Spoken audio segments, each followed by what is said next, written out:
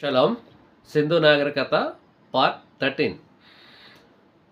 Okay, హీరోల కోసం మాట్లాడుతున్నాం కదా. సో వాళ్ళిద్దరు అగ్రిమెంట్లో ఎప్పుడైతే ఆదాము అవ్వ పాపం చేస్తుందో అప్పుడు ఆదాముని బయటికి పంపించేశారు, కానీ ఈ సాతాన్ని మాత్రం బయటికి పంపించలేదు. పనిష్ చేశారు. పనిష్ చేసినట్టు ఉంటుంది. వాడు మళ్ళీ వస్తున్నట్టు కూడా మనకి లేఖనాల్లో కనిపిస్తుంటాయి. కింద భూమి మీద పడినా కానీ మళ్ళీ పైకి కిందకి రావడానికి యాక్సెస్ ఉన్నట్టే మనకి లేఖనాలు చెప్తున్నాయి. సో అప్పటి నుంచి ఇప్పటి వరకు వాడు పరమతండ్రి రాజ్యాన్ని పరమతండ్రికి వ్యతిరేకంగా చేయడమే వాడి పని. అపవాది, అక్యూజర్, నేరారోపణ చేసేవాడు పరమతండ్రి సంబంధుల మీద. సో ఆడి పని ఏంటంటే పరమతండ్రికి వ్యతిరేకంగా పనిచేయడమే. సో అందువల్ల ఎప్పుడైతే వీళ్ళ కిందకి వెళ్ళిపోయారో ఆల్రెడీ పైనే తప్పించేశాడు.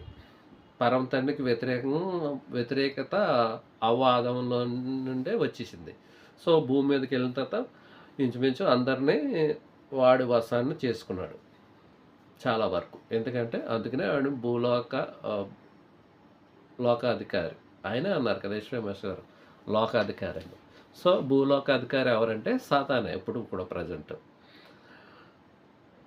వాడి రూలే నడుస్తుంది ఇక్కడ.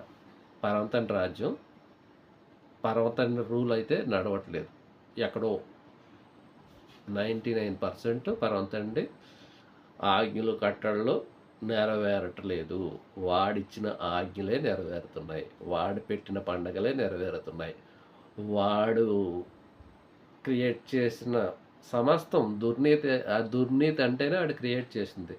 సకల దుర్నీతి వాడికి సంబంధించినవి. భూలోకంలో ఎన్ని దుర్నీతులు ఉన్నాయో వాడికి సంబంధించినవి. సో కాబట్టి ఆ దుర్నీతి నెరవేరుతుందంటే వాడి చిత్తమే భూలోకం ముందు నెరవేరుతుంది. అందుకనే పరమతండ్రి శిష్యులతో చెప్తారు. శిష్యులు అడుగుతారు, మేము ఎలాగ ప్రార్థన చేయాలని అడిగితే ఆయన చెప్తారు.